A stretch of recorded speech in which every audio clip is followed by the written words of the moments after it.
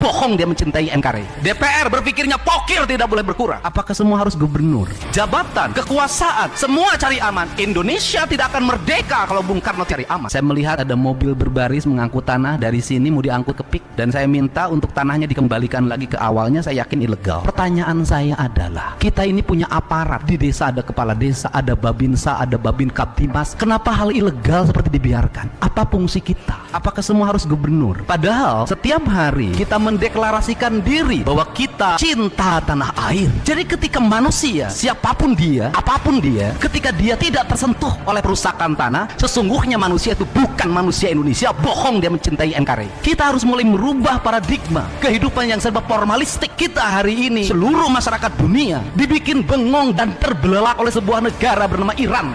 Dia melakukan sesuatu di luar dugaan seluruh rakyat dunia. Kekuatan perang yang bernilai triliunan, pesawat tempur, kapal, misil, dan semuanya rontok oleh barang-barang yang hanya ratusan juta. Tapi bukan urusan ratusan jutanya. Satu, ini penting bagi orang Jawa Barat. Mereka bangga terhadap peradaban Persia, dan dia sudah merasa kami sudah menjadi bangsa besar sejak 5.000 tahun yang lalu. Kami bangsa beradab sehingga tidak boleh ada satupun manusia yang menginjak-injak peradaban kami. Pemimpinnya, imamnya lebih memilih hidup syahid di awal dibanding dia selamat tapi negaranya diinjak. Pertanyaannya adalah, di Indonesia adakah tokoh yang seperti ini? Dipersiapkan pendidikan yang gratis untuk rakyatnya dari mulai TK sampai perguruan tinggi. Anak-anaknya sekolah, membuat dia menjadi kreatif, inovatif, membuat dia menjadi bangsa yang memiliki spirit yang kuat. Efisiensi dalam APBN-nya hanya 1.000 triliun, alokasi pertahanannya 132 triliun, penduduknya 92 juta, tapi mampu menjadi bangsa yang tegak. Tidak akan ada kemajuan Jawa Barat kalau apa? Cara berpikir kita semua normatif. Gubernur berpikirnya bagaimana terpilih lagi. ASN berpikirnya tukin tidak boleh berkurang. DPR berpikirnya pokir tidak boleh berkurang. Semua orang berpikir normatif. Jabatan, kekuasaan, semua cari aman. Indonesia tidak akan merdeka kalau Bung Karno tidak cari aman. Indonesia tidak akan lahir tokoh-tokoh besar kalau semua orang cari aman. Kalau semua cari aman, berpikir hanya karir dan masa depan, saya tidak meyakini kita akan maju. Yang penting pegawai negeri kelihatan oleh pimpinannya, maka negeri ini tidak akan sampai puncak kemajuan. Kenapa? Tidak ada orang yang melakukan dialektika pengabdian sebagai abdi negara, sebagai bayangkari negara secara total pada negara kesatuan Republik Indonesia. Tidak akan pernah tercapai. Kita hanya akan melakukan pekerjaan yang itu